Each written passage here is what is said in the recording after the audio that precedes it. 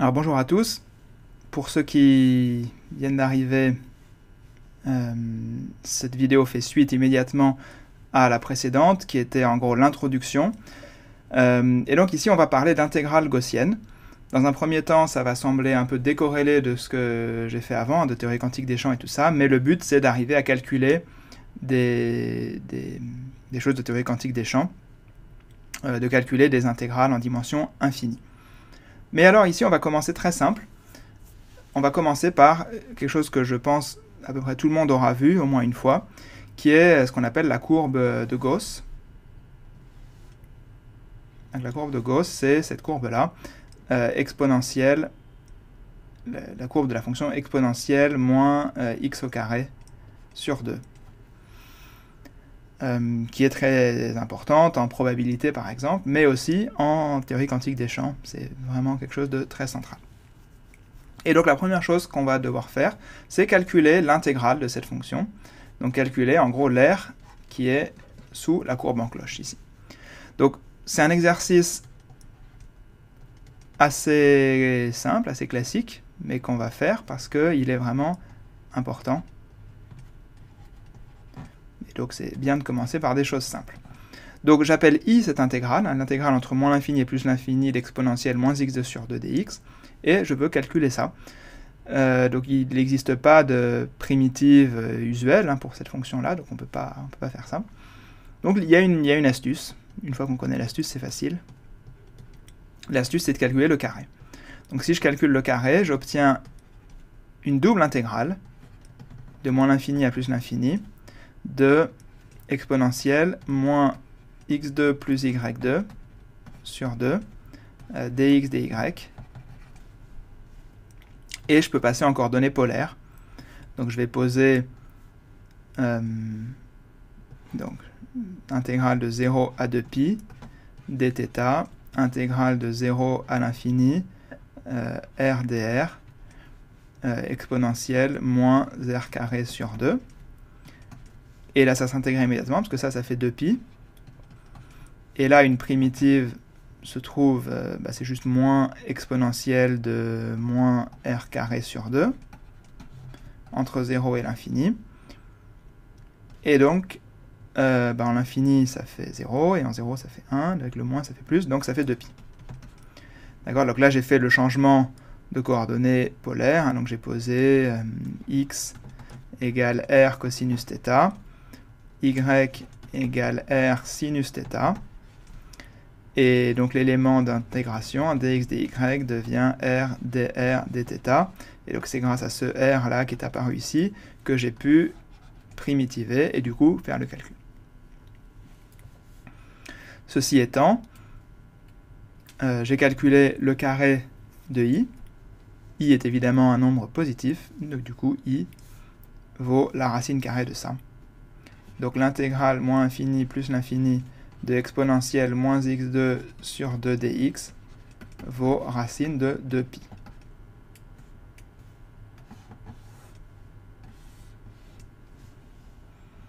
Voilà, on a fait le calcul de l'intégrale de Gauss. Et le fait que ceci soit calculable, c'est vraiment très pratique. Et alors curieusement, donc, je ne sais pas si ça vous semble difficile ou pas, mais c'est bon, c'est un calcul assez simple. Et en fait, c'est à peu près le seul qu'on sait faire en théorie quantique des champs. On ne sait essentiellement pas calculer d'autres intégrales que ça, puisque, si vous avez suivi la vidéo d'avant, ce dont je parlais, c'est que je vous disais, il faudra toujours calculer des intégrales de ce type-là, où il y a des choses là, et il y a des exponentielles moins s de x. Et en gros, ce truc-là va être quadratique en x, donc on aura toujours des exponentielles moins x2 ici, et on va toujours manipuler ce genre d'intégrale-là. Donc c'est pour ça que c'est si important. Donc je vous laisse contempler un petit peu ce beau résultat, l'intégrale de la gaussienne, et on va le manipuler un peu. On va le manipuler un peu pour voir ce qu'on peut en tirer. Alors, la première chose qu'on peut faire, c'est faire un changement de variable de x à x fois racine de a. Alors si vous faites ça, bah, dans l'exponentiel, on va avoir un a qui va apparaître, et puis dans le dx, on va avoir un racine de a, qu'on peut passer de l'autre côté, et du coup on obtient immédiatement que l'intégrale de moins l'infini à plus l'infini, de exponentielle moins ax2 sur 2 dx, ça fait racine de 2pi sur a. Vous voyez, petit changement de variable, tac, tout d'un coup, au lieu d'avoir une seule intégrale, on en a une infinité pour toutes les valeurs de a. Bon, c'était pas bien méchant. Maintenant, en faisant un changement de variable affine, enfin, en shiftant x, on peut trouver encore une petite variation. On peut mettre en fait n'importe quel polynôme du second degré dans l'exponentielle. Il suffit de mettre sous forme canonique. Donc voyons ce qui se passe si je veux calculer intégrale de moins l'infini plus l'infini de exponentielle de moins ax2 sur 2 plus, alors est-ce que j'ai pris plus ou moins, je vais essayer de prendre les mêmes notations, donc plus bx plus c. Donc la seule différence avec la forme usuelle que vous avez peut-être vue, c'est que j'ai mis moins a sur 2 au lieu de a, parce que donc je veux que a soit positif, je ne l'ai pas dit au-dessus, mais évidemment il faut que a soit positif ici.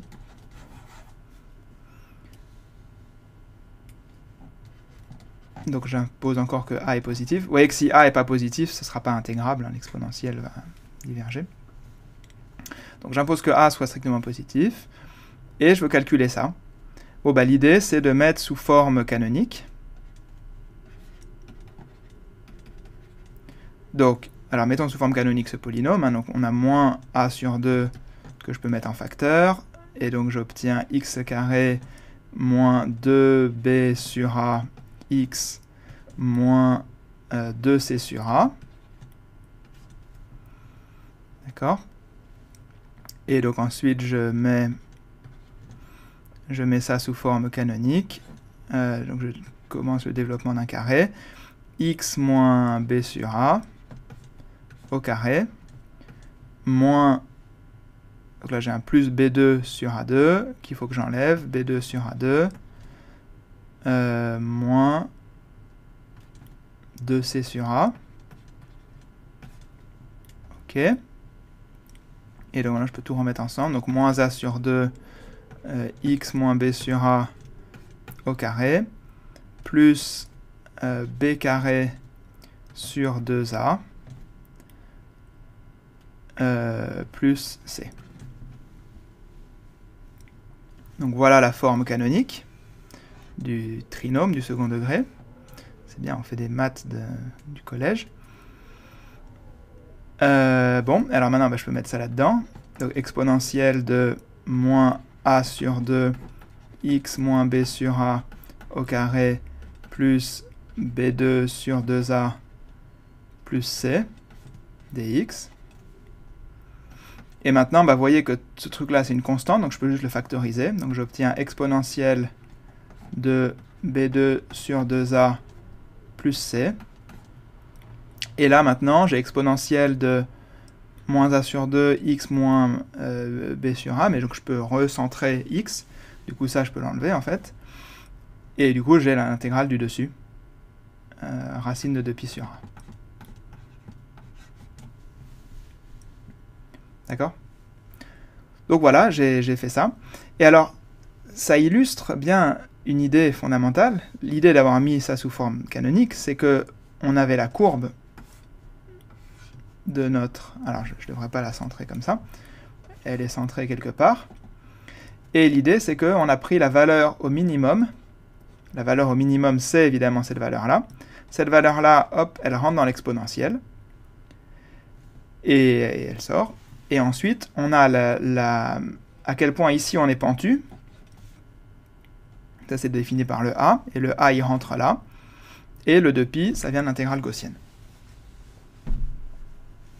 Donc voilà, on a calculé l'intégrale d'une exponentielle d'un polynôme de second degré. Ok. Alors maintenant, qu'est-ce qu'on peut faire de plus? Bah, ce qu'on peut faire de plus, c'est mettre plusieurs intégrales ensemble. Imaginons que je veuille calculer intégrale sur R2 avec deux variables, dx, dy, de exponentielle moins A1 sur 2 x2 moins A2 sur 2 y2. Alors, bah, évidemment, ça se factorise. J'obtiens le produit des choses d'avant. Donc, j'obtiens racine de 2pi sur A1 fois racine de 2pi sur A2. Donc, vous voyez, j'avais une somme de 2 carrés. Hop, ça se factorise. Bon, mais alors ça, ici, on voit apparaître une forme quadratique. Et je pourrais l'écrire matriciellement. C'est-à-dire que matriciellement, cette chose-là, je peux l'écrire comme moins 1/2 du vecteur, du vecteur ligne xy, fois la matrice où j'ai ici A1 et A2, et ici 0, 0, fois le vecteur colonne xy. Vous voyez, c'est une forme quadratique. Donc ça peut toujours s'écrire comme un certain vecteur, ceci, que je vais appeler x comme ça. Et donc ça, c'est la transposée de x. Et ça, c'est une certaine matrice A. Donc je peux l'écrire comme moins 1/2 de x transpose A x. Et toutes les formes quadratiques vont toujours pouvoir s'écrire comme ça, même si j'ai plus de variables. Et donc, vous voyez qu'en quelque sorte, ce que avant j'appelais moins 1/2, où est-ce que c'était ici, j'avais mis moins a sur 2 x2, j'aurais pu l'écrire de façon un peu bizarre, moins 1/2 de x à x. Et c'est juste une généralisation de ça. Maintenant, au lieu de voir ça comme des nombres, je vois ça comme matrice et vecteur, mais moins 1/2 de x à x, toujours. Vous voyez? Donc je généralise ce que veut dire mon moins 1/2 de x à x. Maintenant, j'essaie de transposer pour pouvoir calculer le produit matriciel. Ok, mais alors maintenant, bah, c'est A1 et A2, là, c'est pas top. Donc l'idée, c'est que je peux écrire ça comme racine de 2pi fois 2pi sur A1 fois A2. Mais maintenant, ceci, je peux l'écrire comme racine de 2pi au carré. Et A1 fois A2, c'est le déterminant de la matrice A. D'accord? Et bon, puis alors j'ai ce carré là qui est toujours un peu gênant.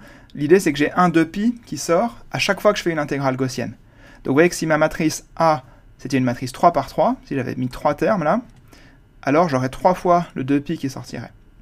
Donc une bonne manière de se débarrasser de ce 2pi, c'est de le diviser. Dans le déterminant. Donc j'obtiens 1 sur racine du déterminant de la matrice A sur 2pi. C'est toujours des réécritures un peu triviales, mais voilà, j'ai obtenu ça comme ça. Bon, mais ce qui est super, c'est que ça, vous voyez que si vous faisiez un changement de variable ici, dans l'exponentielle, alors la matrice A, peut-être qu'elle deviendrait non diagonale. Vous voyez, je pourrais avoir des termes là sur la diagonale. Je pourrais avoir des termes ici non nuls. Mais, par des arguments classiques d'algèbre linéaire, le résultat ne doit pas changer. Ce sera toujours 1 sur le déterminant de A sur 2pi. Donc je vous laisse vérifier ça. J'ai pris peut-être un exemple... j'ai pris un exemple très simple. Faisons un exemple de tout ça. Prenons A égale donc la matrice 1, 1/2, 1/2 et 1. Donc ce qui est important, c'est que la matrice A doit être symétrique, puisqu'ici j'ai une forme quadratique, et donc la matrice une forme quadratique est associée à une forme bilinéaire symétrique. Donc c'est une matrice symétrique. Et en plus d'être symétrique, vous voyez que je prends son déterminant ici. En gros, l'idée c'est que toutes les valeurs propres doivent être positives, puisque les valeurs propres, vous voyez, c'est les A qui apparaissent ici. J'avais dit A doit être positif, c'est important. C'est ça qui fait que l'exponentielle va bien converger. On doit tendre vers plus l'infini dans toutes les directions. Donc pour ça, il faut qu'elle soit définie positive.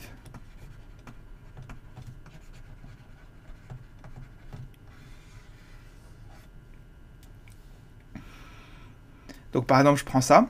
Alors voyons, est-ce que cette matrice-là est bien symétrique, définie positive? Bon bah oui, elle est symétrique déjà. Est-ce qu'elle est définie positive? Bah, je peux calculer son déterminant, qui vaut 1 moins 1 quart, qui vaut 3 quarts, qui est positif. Et je peux calculer sa trace, qui vaut 2, qui est positif. Donc, comme c'est une matrice 2 par 2, que son déterminant et sa trace sont positifs, alors elle est forcément définie positive. Donc très bien, on est dans le cas d'application. Et donc maintenant, je peux calculer l'intégrale sur R2 dx dy de exponentielle de la forme quadratique associée, qui est ici, donc moins 1 demi de, j'ai x2, y carré, et puis j'ai 1 demi de xy qui vient de là, et 1 demi de yx qui vient de là, donc j'ai juste plus xy.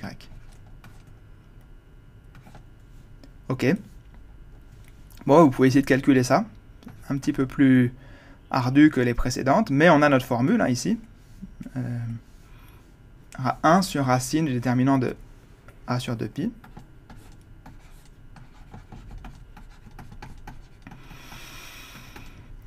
Et donc ça me fait 2pi sur racine de, du déterminant, qui est ici 3 quarts.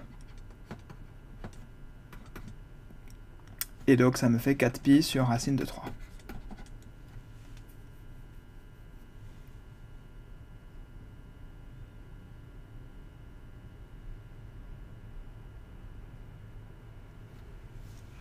Ok, je vais vérifier parce que j'ai fait le calcul là tout à l'heure et donc j'ai vérifié que ça donne bien ça. Mais donc vous pouvez vérifier ça.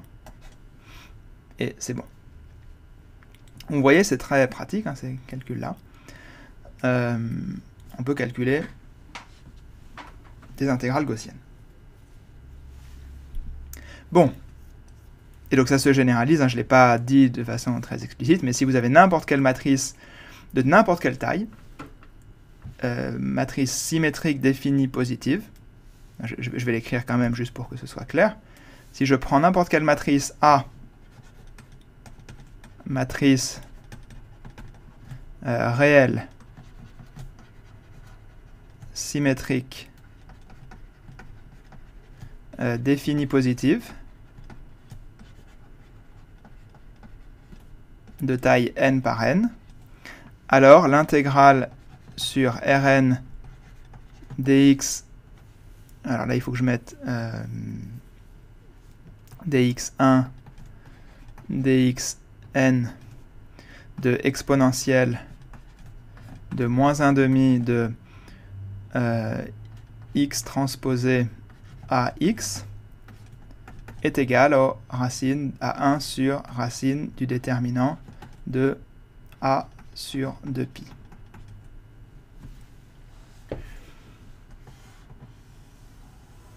Voilà.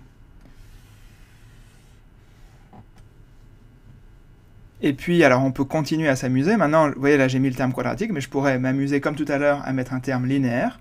Donc faisons-le. Si je mets un terme linéaire, donc pareil, dx1, dxn, de exponentielle de moins 1 demi de x transposé à x, plus donc un terme linéaire. Donc le terme linéaire, je vais l'appeler j. Donc j transpose x. Je pourrais l'appeler b, mais pour des raisons de théorie quantique des champs, on l'appelle j. Alors, c'est un peu la même idée que tout à l'heure. L'idée, c'est qu'on va essayer de minimiser ce truc-là. D'accord? On va minimiser et la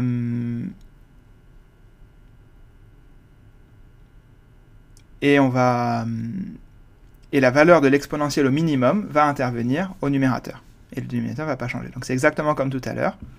Et c'est vraiment l'idée du point cell, hein, c'est-à-dire qu'on fait cette intégrale, on trouve à quel endroit est-ce que l'exponentielle est minimum, c'est ça qui va contribuer.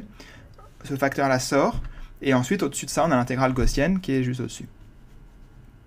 Et donc si on veut regarder à quel point on minimise ça, bah c'est pareil, on peut faire une forme canonique pour cette forme quadratique, et on va trouver exponentielle de 1/2 de j transposé a moins 1 j sur le déterminant de a sur 2pi. Donc, cette formule-là, vous pouvez la démontrer, mais si vous vous en rappelez pas, et que vous voulez la retrouver facilement, bah, il suffit de voir quelle était la formule à une dimension. C'est exactement la même chose. À une dimension, on avait... Ah, ici, j'ai pas pris de c. Du coup, le c, on peut l'oublier. Et donc, vous voyez, c'était b carré sur 2a ici. Donc, b, maintenant, je l'ai appelé j, mais en gros, c'est j carré sur 2a. J carré sur 2a.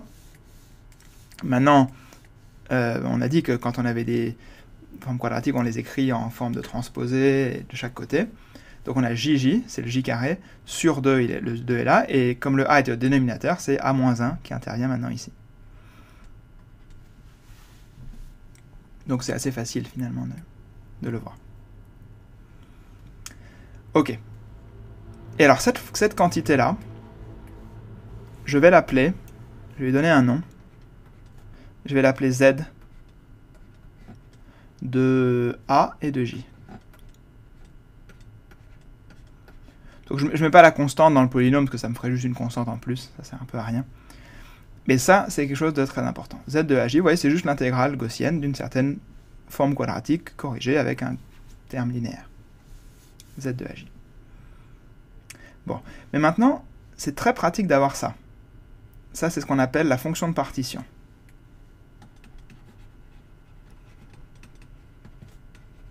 Et si vous vous rappelez,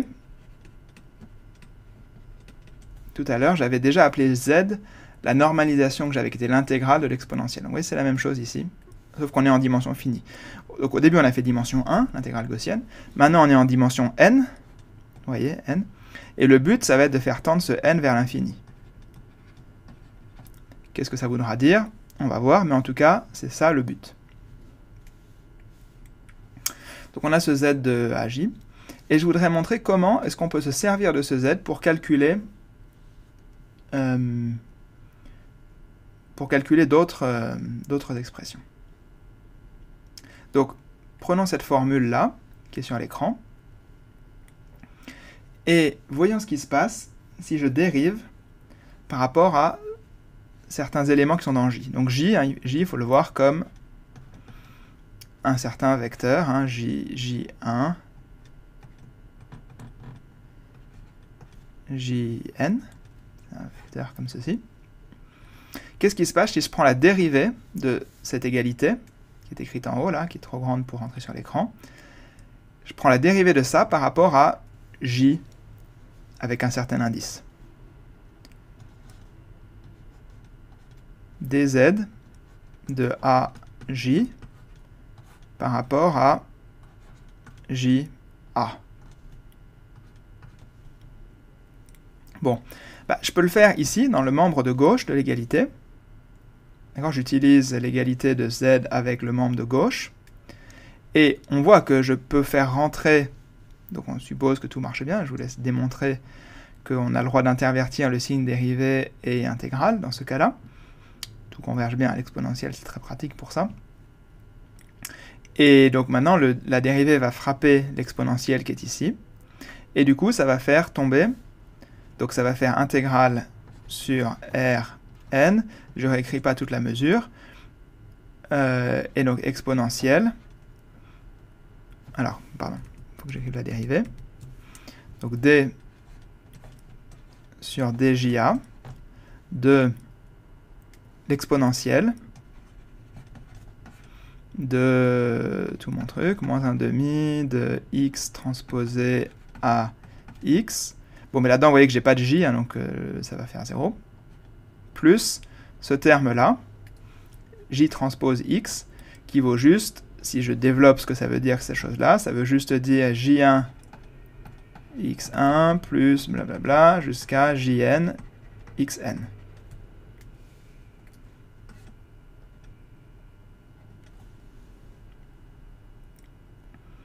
Et du coup, quand je dérive par rapport à JA, j'ai un XA, d'accord, le XA qui est quelque part là-dedans, qui va sortir.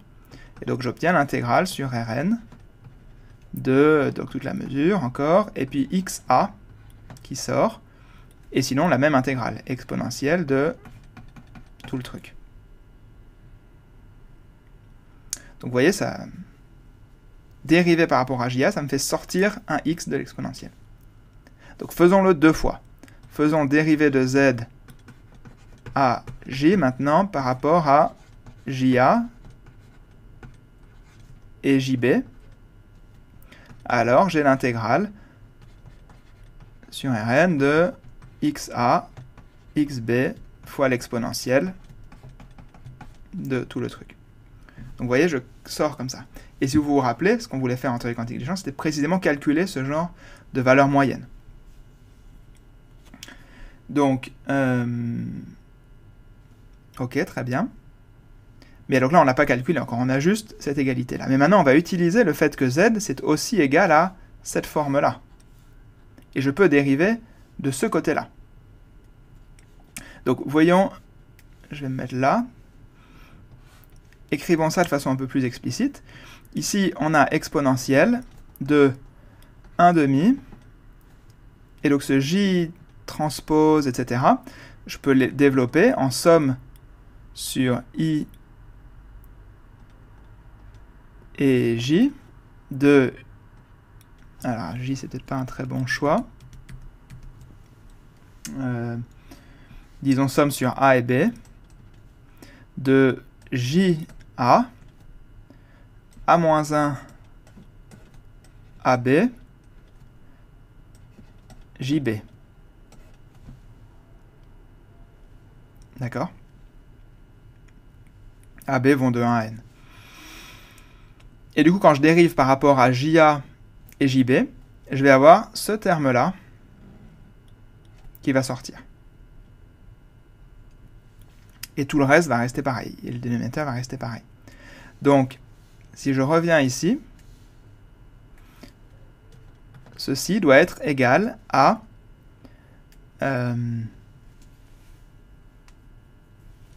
donc, comme j'ai dit, ce A-1 AB fois tout ce qui était déjà là-haut, donc exponentielle de 1/2 de J transpose A-1 J divisé par racine de déterminant de A sur 2pi. Bon, ok, j'ai fait tout ça. Mais maintenant, j'ai calculé ces dérivés. Et donc, du coup, ces deux choses-là doivent être égales.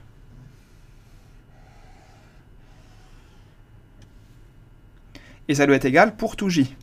Pour tout a et pour tout j. Mais du coup, maintenant, je peux insérer j égale à 0. J, en fait, vous vous rappelez, je l'ai introduit comme un terme linéaire, mais finalement, c'est pas ça qui m'intéresse dans l'action. Si vous vous rappelez, lors de S, il n'y a que des choses au carré, il n'y a pas de terme linéaire. Donc j, en fait, je veux mettre j égale à 0. Donc maintenant, mettons j égale à 0, là-dedans, et donc j'obtiens l'intégrale sur Rn, dx1, dxn, de xa, xb, exponentielle de... Donc maintenant, j, c'est 0. Donc j'ai juste moins 1/2 de x transpose ax. Et de l'autre côté, j'ai égale à... Donc maintenant j c'est 0, donc tout ce terme-là fait juste 1. Donc j'obtiens juste a moins 1, ab, divisé par la racine du déterminant de a sur 2pi, notre vieille intégrale gaussienne.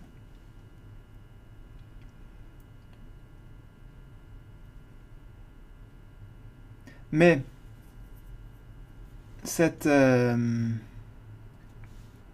vieille intégrale gaussienne, justement, je peux la réécrire sous la forme qu'elle avait au début. Donc je peux mettre ce a-1 ab. Et donc ça, c'était l'intégrale, tout la même chose, de exponentielle moins 1/2 de x transpose ax. Alors la même chose que là, sauf qu'il n'y a pas le x axb ici. Et maintenant, en faisant passer ça de l'autre côté, j'obtiens la formule finale, intégrale sur Rn de dx1 dxn xa xb exponentielle de moins 1/2 x transpose ax divisé par intégrale sur Rn dx1 dxn de exponentielle moins 1/2 x transpose ax égale a moins 1 ab.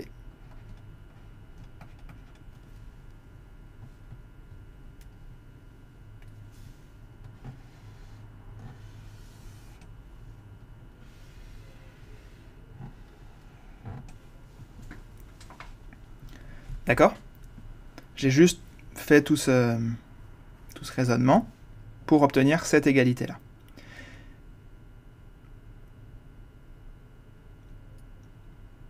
Et donc, maintenant, ça veut dire que si j'ai... Vous voyez, si vous vous rappelez maintenant ce qu'on voulait faire tout à l'heure, on voulait calculer la fonction à 2 points, j'ai dit à la fin de la vidéo précédente, ce qu'on voulait faire, c'était calculer intégrale dx de x de a, x de b, e moins s, sur intégrale dx, e moins s. C'était ça qu'on voulait calculer la fonction à 2 points. Et vous voyez que c'est très proche de ça. La seule différence, c'est qu'au lieu d'avoir un nombre ici fini, n, de variables x, qui sont toutes réelles, j'en ai maintenant un nombre infini ici, puisque maintenant x est une fonction. Et à la place de ce truc-là, qui était un produit de matrice, hein, donc où c'est des produits finis, j'ai ça, où là-dedans, j'ai une intégrale. D'accord? S, c'était intégrale, à une constante près, c'était l'intégrale de dérivée de... Bon, je ne vais pas la réécrire ici. C'est l'intégrale de certaines dérivées. Donc, vous voyez qu'on n'est pas très loin. Et l'idée, ça va être de faire comme si... De toute façon, donc ça, c'est pas bien défini. Personne ne sait vraiment bien le définir. Enfin, dans le cas du champ libre, ici où on est, on peut se débrouiller, mais en général, on ne sait pas le faire. C'est un problème ouvert. Du coup, l'idée, c'est ça va être de s'inspirer de ça. De dire que bah, ça doit être la même chose. Et on va faire comme si c'était la même chose.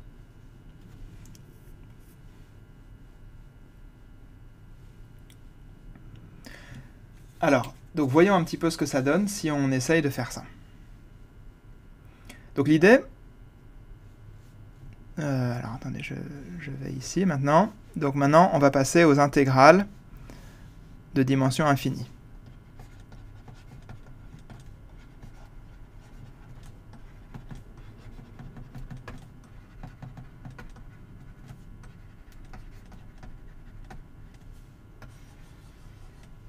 Donc je vous rappelle maintenant quelle était la définition de l'action que j'avais. Donc l'action, j'avais S de x. C'était 1 sur 4pi alpha prime, intégrale dx dy de dx x au carré plus dy x au carré. Intégrale sur tout R2. Alors, l'idée, c'est vraiment de s'inspirer de ça. Donc si on veut s'inspirer de ça, il faut arriver à écrire ce S comme un truc comme ça. Un moins 1/2 de x transpose AX. Alors comment est-ce qu'on va faire ça? Ben, on va essayer de ruser un peu. Donc voilà comment on va ruser. L'idée, ça va être de faire une sorte d'intégration par partie. Alors, je vais peut-être le faire... Alors, prenons ce terme-là. Prenons ce terme, dxx au carré, c'est dxx, dxx. Ça, je peux l'écrire comme étant égal à la dérivée à dx de x dxx. Vous voyez que si je fais ça, quand j'applique la dérivée sur le premier terme, j'obtiens bien ça. Mais si je l'applique sur le deuxième terme, bah, il n'est pas, du coup, il faut que je l'enlève. Donc c'est juste une intégration par partie. Donc moins x dx carré x. D'accord? Donc en utilisant ce petit truc, je peux réécrire l'action s de x égale 1 sur 4pi alpha prime, intégrale sur R2, dx dy, de dx x dxx plus dy x dyx moins x dx carré plus dy carré x. Et je l'ai fait pour x et pour y. Et maintenant, bah ceci c'est des dérivées totales. L'intégration d'une dérivée totale, si on suppose que x, comme je l'ai dit, hein, de toute façon, décroît suffisamment à l'infini, on va pouvoir oublier ces deux termes-là. Et du coup, on va écrire ça comme 1 sur 4pi alpha prime, intégrale sur R2, dx dy. Alors le moins qui est là, je vais le mettre là devant. Moins 1. Et donc maintenant, j'ai x. Donc la somme des dérivées partielles au carré, c'est ce qu'on appelle en général le Laplacien, delta.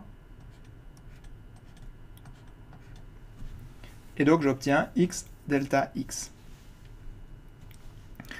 Et alors si je veux l'écrire de façon un peu plus subjective, je peux écrire ça comme moins 1/2 de intégrale sur R2 dx dy de x delta sur 2pi alpha prime x. Et vous voyez que si ça je l'appelle a, ben j'ai bien mon intégrale de x à x. Et vous voyez que j'ai intégrale sur x, intégrale sur y. Et du coup, il faut que... Alors, je suis presque... Vous voyez, j'ai presque la forme que je veux. L'idée, ça va être vraiment de développer un peu plus. Donc, je vais poser A, pour être plus précis, je vais poser A de... Alors, attendez, j'avais fait ça... Oui, j'ai fait ça là. Donc, A de x, y, x prime, y prime. Je dis que ça, c'est moins 1 sur 2pi alpha prime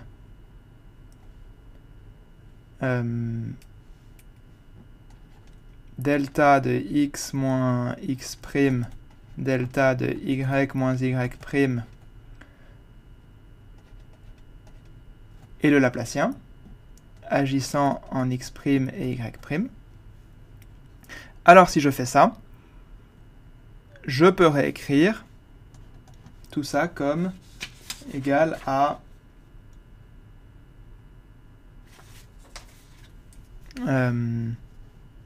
donc moins 1/2 intégrale, et donc maintenant j'ai quadruple intégrale, dx, dy, dx prime, dy prime, de x, xy, a, x, y, x prime, y prime, x, x prime, y prime. Et donc vous voyez que ceci, c'est exactement la forme qu'on voulait. Le produit matriciel ici est fait comme ceci, par cette première intégrale-là nous fait le produit matriciel de là avec là, et cette intégrale-là nous fait le produit matriciel de là avec là. Et du coup, à part que c'est en dimension infinie, qu'à la place de somme finie, ici on a des intégrales, à part ça, on a vraiment la même structure que tout à l'heure. Bon. Et alors, ça veut dire que si je veux calculer, donc vous vous rappelez la fonction qu'on voulait calculer, on voudrait calculer l'intégrale, plutôt la valeur moyenne de x en xy et x en x', y'. On voudrait calculer ça. Et donc ça, on avait dit que par définition, c'était l'intégrale sur tous les dx du x, x, y, x', x', y'. Pardon, il n'y a pas de prime là. Donc x de x', y', exponentielle de moins l'action divisé par l'intégrale dx de l'exponentielle de moins l'action. Ce que nous disait la formule qu'on a démontrée tout à l'heure, c'est qu'on avait juste besoin d'inverser le a qui est ici et de prendre son élément de matrice AB. Donc ici, AB c'était des valeurs entre 1 et n. Maintenant, nos AB, c'est des points. C'est les x, x' et y, y'.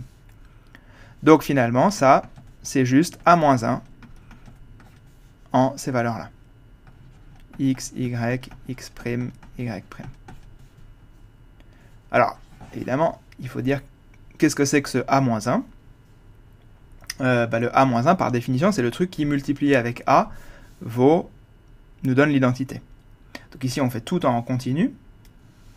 Donc si j'appelle, appelons ça K, une notation traditionnelle, K égale A-1, ça veut juste dire que si je calcule intégrale de A x, y, x', y' fois K de x', y', x seconde, y seconde, et que je somme sur... je fais le produit, donc je dois sommer sur ces choses-là. Donc dx', dy'. Je dois trouver l'identité. L'identité, c'est-à-dire une fonction delta. Donc delta de x moins x seconde, delta de y moins y seconde.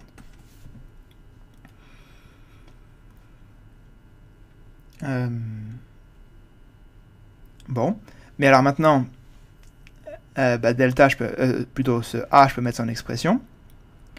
Là-dedans, donc ça, on avait dit que c'était delta. Alors, il faut que je me mette bien les signes. Donc, c'était moins 1 sur 2 pi alpha prime laplacien en x', y'.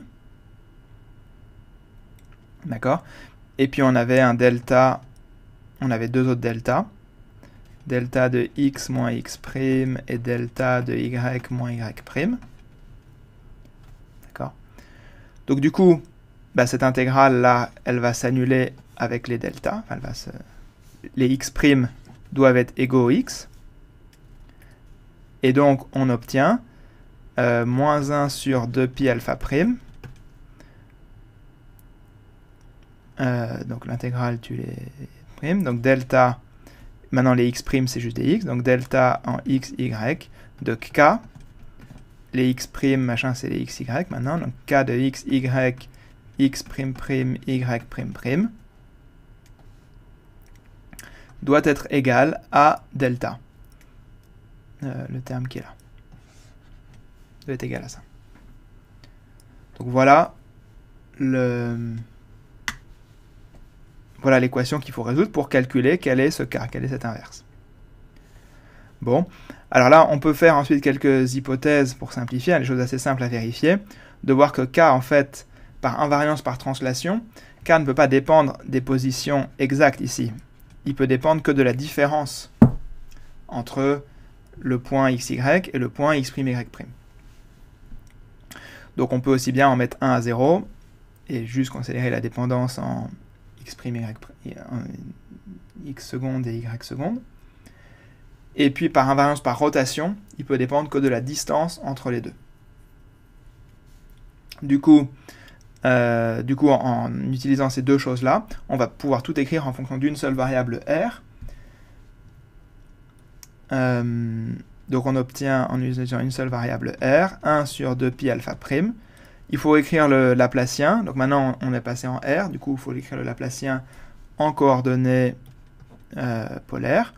Donc on obtient 1 sur r dr de r dr k de r.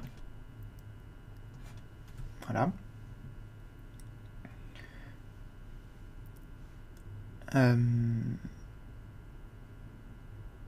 Donc ça, c'est l'expression du Laplacien.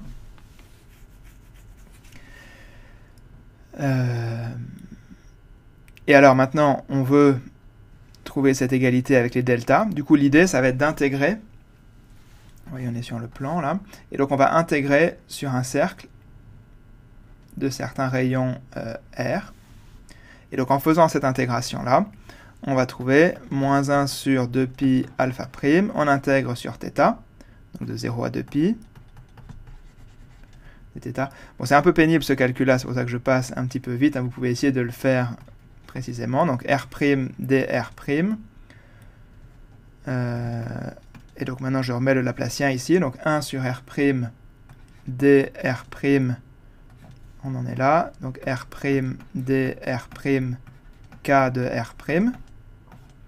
Donc là, j'ai remis tout ça ici. Ici, c'était la mesure des coordonnées polaires. Donc, qui fait que ceci... Je vais prendre une autre couleur. Ceci et ceci va se simplifier. Et donc, de l'autre côté, ça doit être égal à... J'intègre delta sur un cercle. Donc, évidemment, je dois trouver 1. Et alors, essayons de voir ce qui se simplifie de ce côté-là. Donc ici, j'obtiens 2pi. Et du coup, ça s'annule avec ce 2pi qui est là. L'intégrale entre 0 et r de dr, mais ici j'ai une dérivée. Et du coup, j'obtiens juste, donc moins 1 sur alpha prime, qui était là, le 2pi est parti. Intégrale dr, truc. Et donc maintenant, ici, je dois mettre r.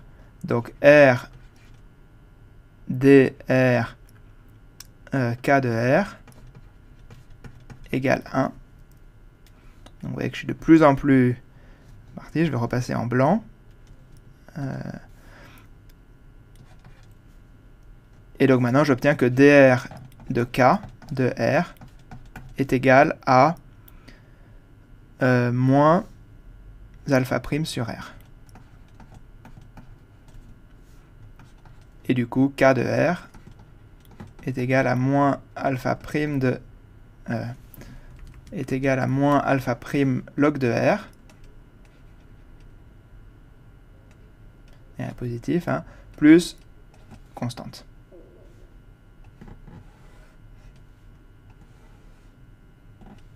Ok. Donc tout ça pour dire qu'on a fait tout ce calcul pour calculer ce k. Et donc à la fin, on obtient le résultat que j'avais annoncé, en remettant juste le fait que ce a-1 ici, c'est k. Et donc en mettant k ici, on obtient ce que j'avais annoncé à la fin de la dernière vidéo, le fait que, donc je vais le réécrire là, le corrélateur, x de xy, x de x', y' est égal à moins alpha prime log de r, où r est la distance entre les deux, plus constante. Et la constante n'est pas vraiment déterminée. Donc je vais juste finir ce passage un petit peu pénible. Je me rends compte en fait que ça doit être pas très agréable à regarder en fait. Il faudra que je mette un avertissement en début de vidéo. Donc on a réussi à démontrer quand même ça, c'était ce que j'avais annoncé. Et je vais l'écrire sous une forme un petit peu plus sympathique.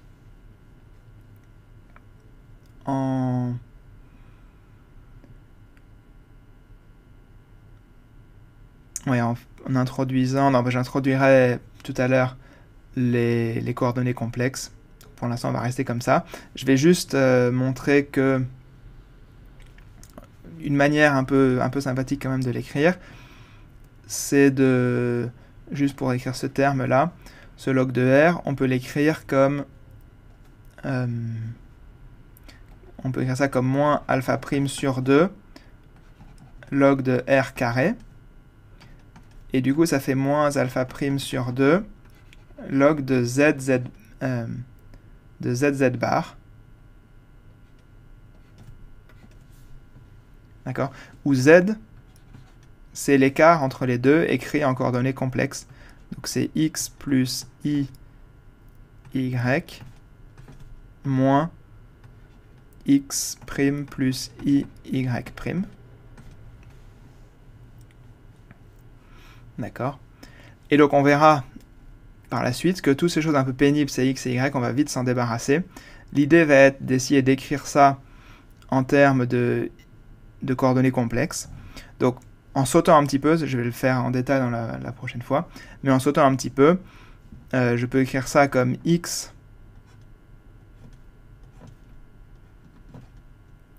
de Z. Non, je ne vais pas le faire maintenant parce que ça ne va pas être bien. Bon, je le ferai la prochaine fois. En tout cas, voilà, l'écrire comme ça, c'est pratique parce que du coup, ça se décompose. Donc, je vais juste écrire ça. Donc, X, Y, X, X', Y' égale moins alpha prime sur 2. Et donc, maintenant que j'ai ce log de ZZ bar, je peux le décomposer en log de Z plus log de Z bar plus la constante. D'accord? Et maintenant, quitte à renommer, disons que je me fixe à un certain point de sorte que ce x là, que ce x et x' soit 0, 0. Et du coup, ici, j'ai juste z en coordonnées complexes. Vous voyez que je peux écrire ça sous la forme x de z, x de 0, si je passe en coordonnées complexes, je ferai ça en détail, égale la même chose qui est là. Et donc maintenant, je peux dériver, si je dérive deux fois par rapport à z. Donc ce que j'appelle d, c'est d sur dz, fois dx 0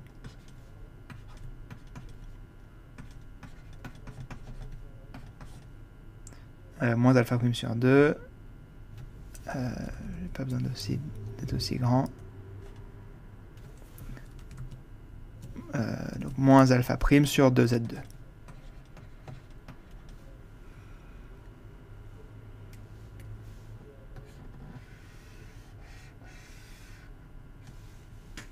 Ok.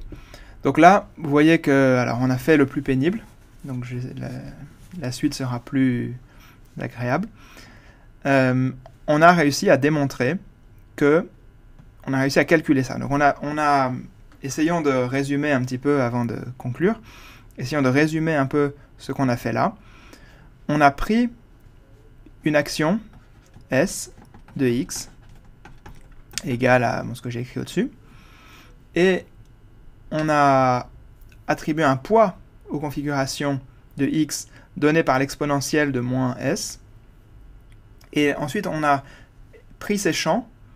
Et alors, si je prends comme champ fondamental la dérivée de x, c'est dx, les champs qui sont là, on voit que s'ils sont loin, donc si z là est grand, ou si alpha prime est petit, alors c'est pas corrélé, et c'est ce à quoi on s'attend. Il y a des petites fluctuations, mais elles sont petites et aléatoires. Donc, on n'a pas de corrélation. Mais si on s'approche, on obtient des corrélations. Et donc, le gros problème auquel on va être confronté, c'est qu'est-ce qui va se passer si... Que se passe-t-il si z tend vers 0? Alors, autrement dit, si le premier point ici tend vers le deuxième point qui est là. Alors, on a une divergence. Et cette divergence, il va falloir la régulariser. Il va falloir comprendre ce qui se passe. Et on voit que c'est un phénomène quantique. On voit que ça ne se produirait pas si alpha prime était égal à 0, ça ne se produirait pas. Donc c'est vraiment un phénomène quantique. Donc c'est là que commence la théorie quantique des champs.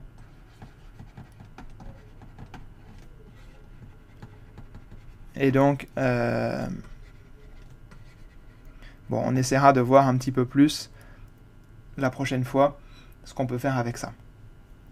Donc, pour donner un peu un aperçu de ce qu'on va faire, l'idée va être de voir que, vous voyez qu'il y a quelque chose de très important ici qui se produit quand on écrit cette décomposition du logarithme.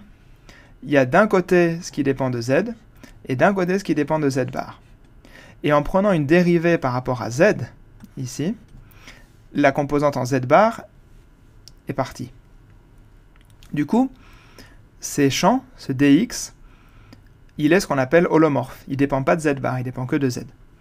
Et du coup, étant donné qu'il est holomorphe, il va avoir tout un tas de propriétés structurelles très importantes, très, très agréables, qui vont nous permettre de faire des calculs.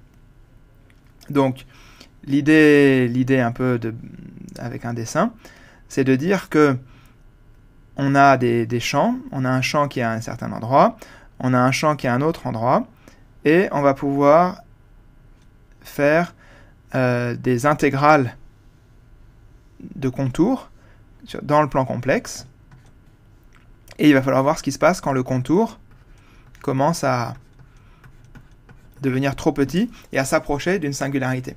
Et donc, on va avoir tout un tas de problèmes et qu'on peut régulariser. Voilà. Bon, j'en dis pas plus pour le moment. On va faire ça dans la prochaine vidéo. Je fais encore une pause parce que sinon, ça va durer des heures. Donc, voilà, à la prochaine.